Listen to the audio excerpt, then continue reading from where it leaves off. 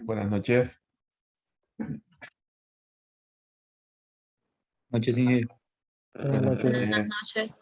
Buenas. Vamos a retomar que hemos tenido algunos inconvenientes durante la semana. Vamos a ver un ejemplo. Vamos a comenzar a compartir. Vamos a ver un ejemplo de lo que lo que vimos la semana pasada en cuanto a termodinámica del circuito de refrigeración. Y después de eso vamos a continuar con más conceptos. Ya vimos evaporadores, pero nos hace falta ver tipos de evaporadores, ver algunas imágenes, cómo son, cómo trabajan. Y bueno, ahorita vamos a ver un ejemplo. Antes de eso, yo teníamos pendiente crear bien la página de la plataforma. Teníamos que subir librerías. Los videos también se los debo todavía, pero esta semana, a partir de mañana los comenzamos a subir, que hemos tenido una jornada de trabajo de noche, entonces se nos ha dificultado. Eh, Hay una librería que sí hace unos minutos la subí, que son los gráficos de refrigerante, gráficos de tubería de cobre, tablas de refrigerante y el libro al principio del sistema de refrigeración de Darpita. Esos ya están en la plataforma para que los puedan bajar. Lo que vamos a utilizar para este primer parcial es el tablas de refrigerante y, bueno, gráficos de refrigerante.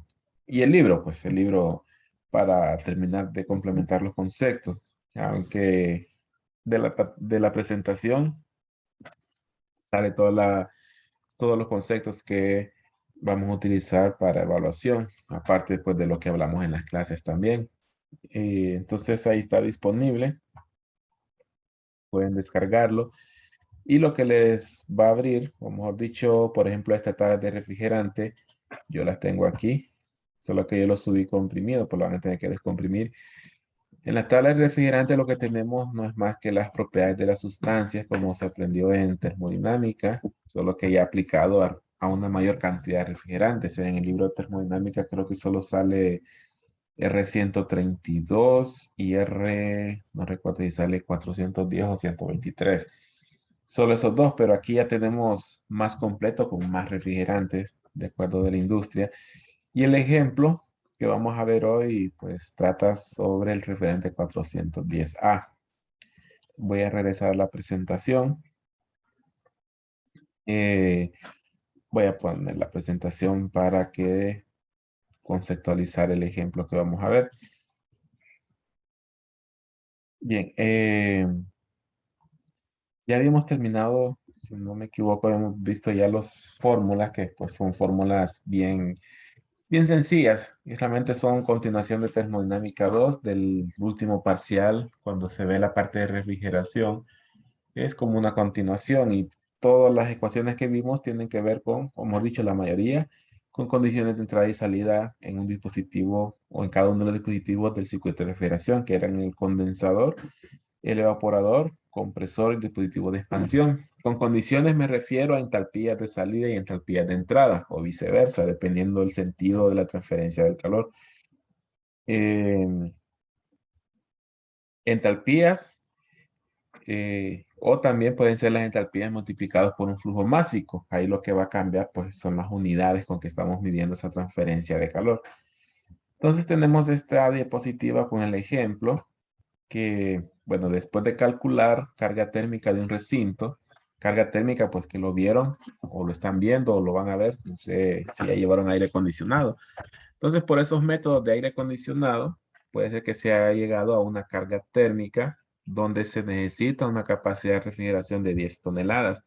Como hablamos en las clases anteriores, en sí la carga térmica que se aprende en aire acondicionado se convierte en efecto de refrigeración requerido pues, en esta clase, en un circuito de refrigeración. Entonces esa carga térmica, que es la generación o la sumatoria de todos los calores generados en ese recinto, ya sea ganancia de calor por paredes, por techo, ventanas, por persona, ganancias interiores por personas, por equipos, por iluminación, por infiltración, todas esas ganancias se suman y mediante el cálculo pues se dio que necesita extraer 10 toneladas de refrigeración o 10 toneladas de energía para mantener frío un recinto. Se debe diseñar el circuito de refrigeración. El refrigerante a utilizar es 410A, con presiones de baja y alta de 120.03 PSI y 461.18 PSI. Esta es presión de alta, es presión de baja. Ya vimos también el circuito de refrigeración a dónde se van estas presiones. El circuito trabajará con 10 grados Fahrenheit de sobrecalentamiento y 5 grados Fahrenheit de subenfriamiento. El compresor tiene un consumo de 10 kilowatts de potencia. Encontrar el efecto de refrigeración, el flujo másico del refrigerante necesario para producir ese efecto de refrigeración, el calor de compresión, el calor de rechazo. Luego, ¿qué porcentaje de refrigerante se evapora de forma espontánea en el dispositivo de expansión? Encontrar el coeficiente de rendimiento, la eficiencia en términos de EER.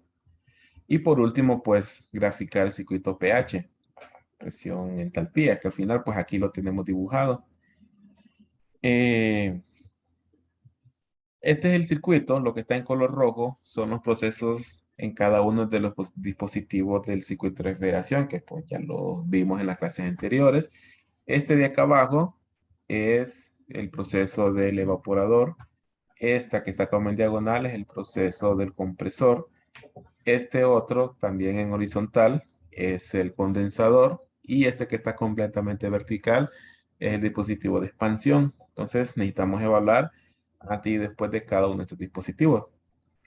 Por aquí menciona, bueno, esta es la tabla para un refrigerante 110A.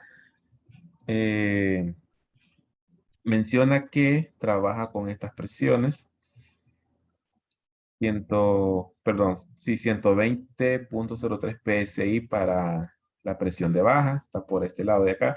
Solo que en el print screen no sale el eje de las presiones, por eso no se mira aquí. Estos números que ven aquí son temperaturas. Estas no las tomemos como presiones, estas son temperaturas. No se mira el eje de las presiones acá. Pero esta línea horizontal está ubicado a 120.03 PSI. En este caso, adentro de la campana, pues presión de saturación. Y la horizontal de arriba a 461, si pudiésemos prolongar hacia el eje de las presiones. Luego también nos menciona que está trabajando con un sobrecalentamiento de 10 grados Fahrenheit. Si recordamos en qué parte de este gráfico podemos ver ese sobrecalentamiento, pues lo podemos ver en este punto de acá. Si vemos el proceso del evaporador, una línea horizontal, llega a ser vapor saturado, pero se sigue calentando un poco más hasta llegar a 10 grados por arriba de su temperatura de saturación. Y el subenfriamiento se da en este punto de acá. Cuando se está condensando el refrigerante, llega hasta líquido saturado, pero se sigue enfriando 5 grados más o 5 grados menos por debajo de su temperatura de saturación. Entonces aquí se da ese subenfriamiento y aquí el sobrecalentamiento. Es decir, posible pregunta de examen, el sobrecalentamiento se da en el evaporador y el subenfriamiento se da en el condensador. Pudiera ser también que les consulte cómo se logra dar el sobrecalentamiento y subenfriamiento en cada uno de esos elementos. Pero eso pues no lo hemos visto todavía. Más adelante vamos a profundizar más en cada uno de los dispositivos del circuito de refrigeración. Bien, ¿qué más? El compresor consume 10 kilowatts de potencia. Ya vimos en algunas ecuaciones que esto yo lo puedo transformar en calor de compresión mediante un flujo másico y la diferencia de entalpías. Y esta potencia lo transformo en calor de compresión y eso va a estar representado por esta línea en diagonal. Bien, continuando. Lo primero que tenemos que hacer, bueno, vamos a interpretar un poco todos los datos que ya tenemos. Realmente aquí lo que tengo es un resumen de todos los datos que me da el libro o el ejercicio. Bueno, realmente ese ejercicio no es del libro, no es un ejercicio que desarrollamos para ver todos los cálculos en un solo ejercicio. tenemos el calor de refrigeración o efecto de refrigeración como 10 toneladas. Pero recordemos que eh, nosotros necesitamos, no vamos a trabajar en toneladas, vamos a trabajar en BTU hora o en BTU por minuto. Eso pues por el flujo másico que vamos a tener en BTU perdón, el flujo de energía que lo vamos a tener en BTU por minuto, el flujo másico en libras por minuto. Entonces vamos a dejar todo por minuto. Refrigerante, presiones que ya los evaluamos, temperaturas que ya los evaluamos. La potencia, 10 kilowatts es sistema internacional, pero nosotros vamos a estar trabajando en sistema inglés, entonces necesitamos hacer la conversión de 10 kilowatts a BTU por minuto, también por minuto. Entonces aquí hay unas conversiones, estas las pueden utilizar más adelante. Y aquí están todas las preguntas: efecto de refrigeración, flujo másico, calor de compresión, calor de rechazo, el porcentaje de masa que se evapora después de pasar por el dispositivo de expansión, que habíamos hablado que no es más que la calidad que tiene el refrigerante cuando llega al punto A. Coeficiente de desempeño del refrigerador, refrigeración, perdón, y la eficiencia en términos de EER, que al final es lo mismo, nada más que diferentes unidades de medida. Bien, aquí tenemos nuevamente el circuito que teníamos anteriormente, pero ya con la imagen, un print screen de cada uno de los dispositivos. Recordemos, evaporador, compresor, condensador y dispositivo de expansión. Dispositivo de expansión con un proceso a entalpía constante. Aquí tenemos el subenfriamiento, aquí tenemos el sobrecalentamiento. ¿Qué más? Toda esta zona, bueno, esta zona desde C hasta F es la zona de alta presión y esta es la zona de baja presión. Bien, entonces, ¿qué nos continuaría? O ¿cómo continuaríamos, mejor dicho? Es calculando las propiedades en cada uno de los puntos, en cada uno de los estados. Eso significa entalpías, encontrar las entalpías en cada uno de los estados. Al igual que termodinámica, yo lo que recomiendo es ir estado por estado, ver qué datos tenemos y si con estos datos podemos calcular todas nuestras propiedades. Propiedades, pues realmente la entalpía la que necesitamos. Bien, antes de continuar, nosotros necesitamos saber las temperaturas en el punto F y en el punto B. Recordemos que esta línea, cuando se termina de condensar el refrigerante en el punto E, llega con la temperatura de saturación a la presión a la cual se encuentre. Pero realmente se sigue subenfriando. Entonces necesitamos conocer la temperatura en el punto F para encontrar la propiedad de entalpía y lo mismo la temperatura en el punto B. Entonces, ¿cómo lo vamos a hacer? Bueno, para eso necesitamos retomar los conceptos de subenfriamiento y sobrecalentamiento. Por ejemplo, vámonos nuevamente. Yo quiero conocer la temperatura en el punto F. Ahí yo lo que tengo es líquido comprimido. Eso porque el líquido está subenfriado. Eso quiere decir que la temperatura en el punto F va a ser la temperatura que debería tener si fuese líquido saturado menos la cantidad de subenfriamiento, es decir, menos los grados de subenfriamiento. Y la temperatura en el punto B, que sería este punto de aquí, sería la temperatura que debería de tener si fuese vapor saturado más los grados de sobrecalentamiento. Ya vamos a ir a las tablas. La temperatura de saturación en el condensador. Condensador se encuentra a 461 PSI. Ya lo vamos a ver en las tablas. A esa presión le corresponde 125 grados Fahrenheit de temperatura de saturación. Pero le tengo que restar 5 grados porque está subenfriado. Entonces la temperatura en el punto F va a ser realmente 120. O sea, 5 menos que la de saturación.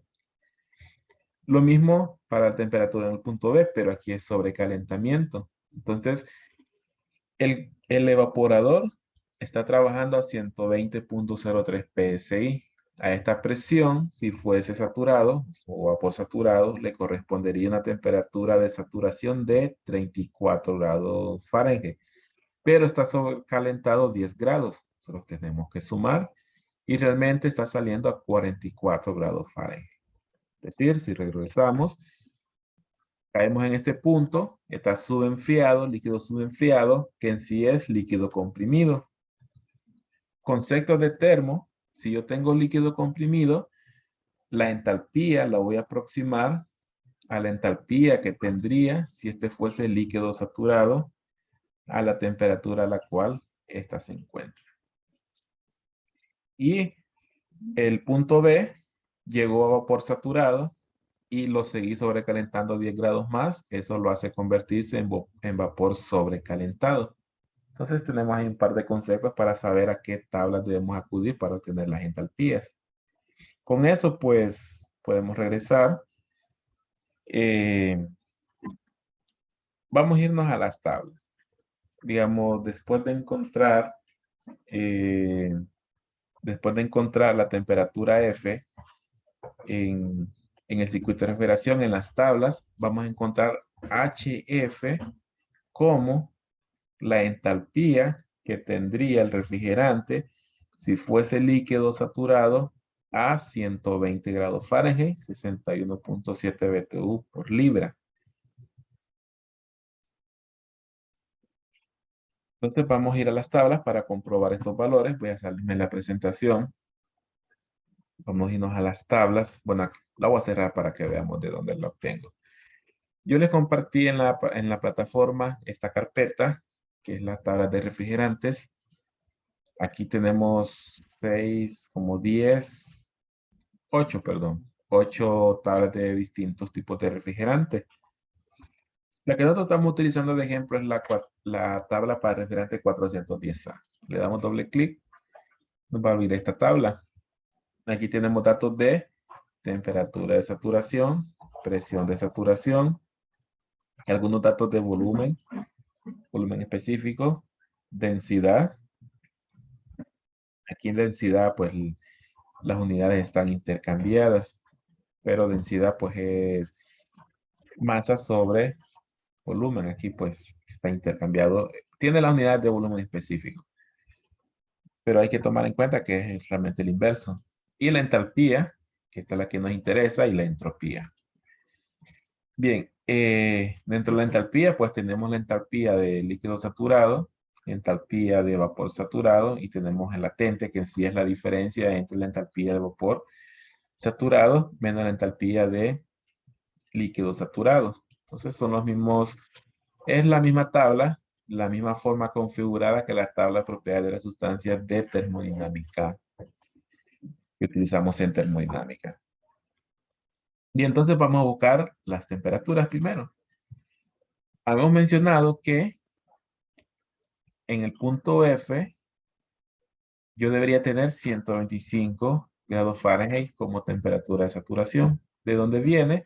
Pues en el punto F es a la salida del condensador. Y en el condensador está a alta presión. Entonces ahí se encuentra 461.18 PSI. Vamos a buscar 461.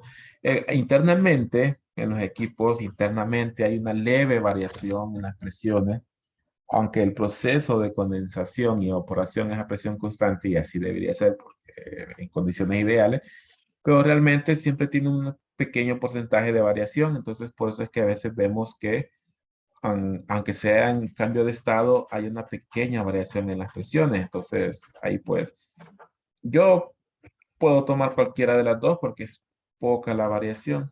Ya no habría problema en que alguien, por ejemplo, para menos 144 temperatura Fahrenheit, tome .67 PSI de presión o tome .66. Al final es una variación bien pequeña. Entonces vamos a irnos a una presión de 461.18 PSI. 461. Esto va a estar bien adelante. Y debería estar, aquí está. 461.18.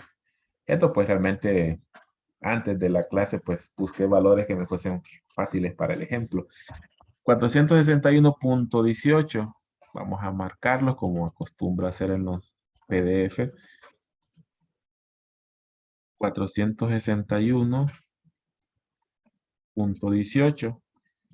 Le debería de corresponder una temperatura de saturación, perdón, de 125 grados Fahrenheit. Y aquí lo tenemos. Menos 5 tiene 120 grados realmente. Vamos a marcar 120 aquí. Entonces, vamos a poner aquí que nosotros realmente lo que tenemos es 120 grados Fahrenheit debido al subenfriamiento. Ahora bien, ¿cuál es la entalpía a la salida del condensador? O sea, esta entalpía que tenemos aquí, HF. Esa debería ser, como para, no tenemos tabla para líquido comprimido de este refrigerante, lo vamos a aproximar como la entalpía de líquido saturado si se encontrase, bueno, mejor dicho, la entalpía a 120 grados Fahrenheit como si fuese líquido saturado. Y eso es venir a buscar a la columna de esta densidad, a la columna de líquido saturado, en el caso de la entalpía. Entonces es esta columna, solamente que aquí yo le pierdo el rastro. Aquí está. Vamos a irnos al mismo renglón de 120 grados Fahrenheit, porque vamos a aproximar la entalpía que tuviese a 120, solo que voy a confirmar si es esta, creo que es más adelante. Sí, esta es. Debería ser 61.7.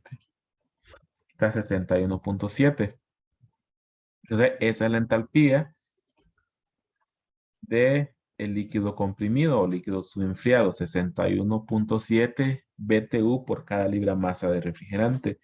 Entonces, repasando, tenemos solamente la presión de alta y efectivamente, ya en campo, yo tengo unos manómetros que lo coloco en un puerto a la salida del condensador y mido la presión. Tiene 461.18. Luego eh, luego yo comparo qué temperatura de saturación debería tener esa presión. Debería tener 125. Pero cuando vengo con un termómetro, puede ser un termómetro láser o algún sensor que pueda tener por ahí, y la temperatura real es 120. Entonces uno en campo dice, tiene una presión de 461, debería tener una presión de 125, pero cuando mido 120. Eso significa que tiene 5 grados de subenfriamiento. Una vez que ya sé que tiene 5 grados de subenfriamiento y está a 120 grados Fahrenheit, voy a aproximar su entalpía como si fuese líquido saturado a esa temperatura, 61.7 libras más, BTU por libra masa. Entonces ya tenemos esa entalpía. Siguiente estado es el estado A. Vamos a regresar a la diapositiva. Tenemos estado F y encontramos la entalpía y vamos al estado A. Por concepto y condiciones ideales, y así lo vamos a considerar, en el estado A, dado que paso por un dispositivo de expansión, la entalpía es constante. Por lo tanto, la entalpía en el estado A va a ser la misma entalpía que el estado F. Y eso es lo que tenemos en esta parte de la ecuación. La entalpía en A va a ser igual a la entalpía en F, que ya lo hemos encontrado como 61.7 BTU por libra masa. Bien, eso es entalpía para el estado A. Vamos ahora al estado, creo que me salté una diapositiva. La entalpía en el estado B. En estado B ya hemos encontrado cuál es la temperatura a la cual realmente se encuentra. Y se encuentra a 44 grados Fahrenheit. ¿Cómo lo obtuvimos? Pues la temperatura de saturación debería ser 34 más el sobrecalentamiento. El evaporador está en la zona de baja presión, por lo tanto su presión debe ser de 120.03 PSI. Entonces regresémonos a las tablas. Y ahora vamos a buscar una presión de 120 PSI, 120.03. Entonces está por acá. Voy a ampliar para que nos quede más, podamos visualizarlo mejor. Tenemos 120 de presión. Debería de tener, bueno, aquí debería ser 34. Aquí, sí está. 34 grados Fahrenheit. Pero cuando sale el evaporador se sigue calentando 10 grados más. Entonces nos vamos a ir a 44 grados Fahrenheit. Vamos a marcar con flecha para que quede grabada en la presentación.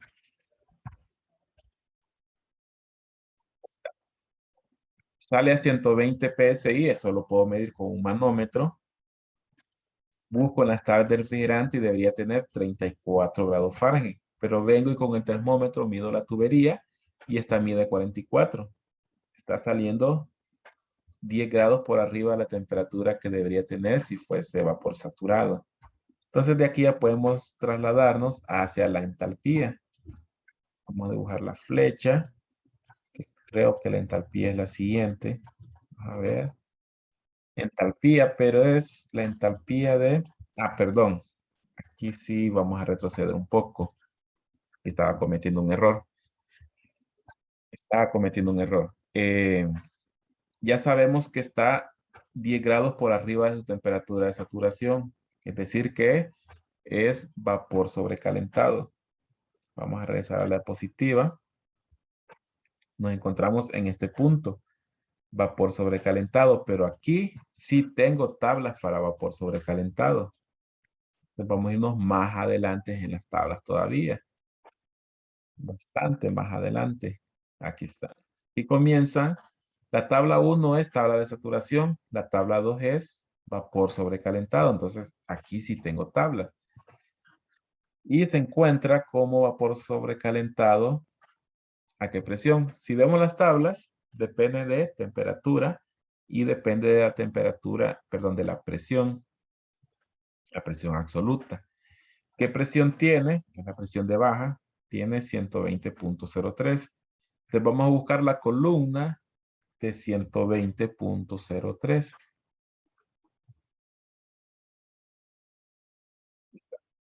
120. Por 0.03 no nos vamos a poner a interpolar. Interpolar, pues ya lo manejamos desde termodinámica. Tenemos 120. Y aquí tenemos las temperaturas. Tenemos que coincidir 120 de presión. ¿Y cuál es su temperatura a la cual está saliendo? Está saliendo, creo que eran 44. Sí, 44. 44 grados Fahrenheit. Aquí sí tenemos que interpolar. Nos van a interpolar para comprobar. Bueno, el Zoom se me ha escapado revalidarlo. Entonces, puede ser que en 10 minutos se corte la sesión. Lo que ocuparíamos es reiniciarla. Entonces, si se corta y hemos quedado cortos, entonces solamente le damos clic otra vez al link para terminar si nos hace falta, aunque creo que 10 minutos nos ajustan para terminar por hoy. Aquí deberíamos interpolar. ¿Y qué vamos a interpolar? Vamos a interpolar las entalpías. O sea que nuestro valor de entalpía debe quedar entre 122.8 y 125.4. 44 es casi a la mitad entre 40 y 50, entonces debemos quedar casi a la mitad entre 122.8 y 125.4. Vamos a poner aquí la flecha. Nosotros tenemos 123.84 después de interpolar. Entonces esa es la entalpía en el punto B. Entonces la entalpía con su enfriamiento después del condensador la vamos a aproximar como la entalpía de líquido saturado a la temperatura que se encuentra el refrigerante. Pero la entalpía a la salida del evaporador como sobrecalentado, ahí sí tenemos que irnos a las tablas de sobrecalentamiento. Eso pues para mantenerlo presente. Bien, creo que vamos a continuar, que nos hace falta Voy a regresar a la diapositiva del circuito. Ya tenemos entalpías en F, en A, en B y C. En C vamos a cambiar un poquito, perdón, vamos a cambiar un poquito el procedimiento. Voy a regresar a la diapositiva aquí. Vamos a cambiar un poquito el procedimiento porque no, por ahorita no puedo utilizar las tablas. Tenemos las condiciones en los puntos anteriores A, B y F. Necesitamos la entalpía a la salida del compresor. En el compresor lo que yo tengo es el consumo en kilowatt, tengo la potencia, pero yo necesito el cambio en energía en BTU por libra. ¿Por qué? Porque la entalpía está dada en BTU por libra. Pero ya vimos que por las ecuaciones, esa potencia yo la puedo transformar en calor de compresión para que me dé BTU por libra. Pero debo involucrar un flujo másico y ese flujo másico todavía no lo conozco. Entonces, saltémonos o detengámonos por ahorita para encontrar las condiciones antes del condensador o después del compresor y encontremos el efecto de refrigeración primero. El efecto de refrigeración no es más que la energía que gana el evaporador y eso va a ser igual a condición de salida menos condición de entrada. ¿Cuál es la condición de salida? Pues la entalpía en el punto B, que esa la encontramos como 123.84 y la entalpía en el punto A, que era 61.7 y esto era igual a 62.14 BTU por libra. ¿Qué hicimos ahorita? Eh, lo que hicimos fue encontrar esta entalpía y restar. Y esta distancia o esa resta es la ganancia de energía de este evaporador. Y esta ganancia de energía es efecto de refrigeración, pero también es una ganancia de energía que ya me la está dando el ejercicio, pero en términos de toneladas o BTU por minuto. Entonces yo tengo esa misma ganancia de energía en BTU por libras y también lo tengo en BTU por minuto. Entonces yo puedo encontrar una relación para encontrar el flujo másico. Y eso pues lo relacionamos con esta ecuación. El calor o la capacidad de refrigeración, aquí quizás los términos tendan a confundirnos un poco. ER es efecto de refrigeración medido en BTU por libra. Y Q sub RF, que yo se lo agregué, es capacidad de refrigeración. Y este va a ser igual al efecto de refrigeración por el flujo másico. Entonces yo puedo despejar de aquí flujo másico y nos vamos al otro lado de la diapositiva. Este flujo másico va a ser igual a calor de refrigeración entre el efecto de refrigeración. Y calor de refrigeración, bueno, antes de eso tenemos que tener unidades que se complementen. Por ejemplo, este tiene que estar en BTU por minuto y este tiene que estar en libras por minuto. Así yo cancelo minutos y me queda libras, perdón, cancelo BTU y me queda libras por minuto. Calor de refrigeración o capacidad de refrigeración, mejor dicho, aquí hemos hecho ya la conversión, son 2000 BTU por minuto. Y efecto de refrigeración que lo hemos encontrado como 62.14 BTU por libra. Solamente hacemos la división y esto nos daría 32.19 libras por minuto. Entonces, este es el flujo másico necesario para lograr este efecto de refrigeración o esta capacidad de refrigeración, que al final son 10 toneladas. Una unidad de aire acondicionado de 10 toneladas. Bien, ya podemos encontrar el calor de compresión. Vamos a hablar de los ajustes para ver todos los calores hoy. Quedan 5 minutos. Eh, Lo vamos a encontrar a partir de la potencia. Imaginemos que el compresor, toda la potencia que consume la termina transfiriendo al refrigerante. Vamos a considerar esa condición ideal. Entonces, esa potencia, como P, yo la puedo encontrar como flujo másico por el trabajo de compresión, que al final es lo mismo que el flujo másico por el calor de compresión. Yo despejo para el calor de compresión y voy a tener potencia entre flujo másico y eso va a ser mi calor de compresión. Potencia, nuevamente tenemos que utilizar unidades que se puedan complementar. Potencia en BTU por minuto y flujo másico en libras por minuto. Aquí sí voy a cancelar minutos y me va a quedar BTU por libra.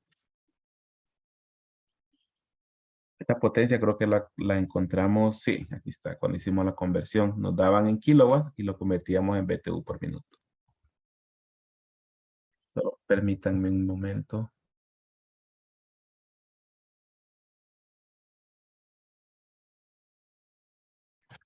Ahora sí. Eh, Al realizar la división, pues tenemos un calor de compresión de 17.66 BTU por libra. Y este es mi calor de compresión. Ahora bien, yo podría, ya con esto terminaríamos por hoy, continuaríamos mañana. Yo podría encontrar primero, yo podría con ese calor de compresión sumárselo a la entalpía en el punto B y obtendría la entalpía en el punto C. ¿Para qué me serviría? Pues para el calor de rechazo, que sería la entalpía en el punto C menos la entalpía en el punto F.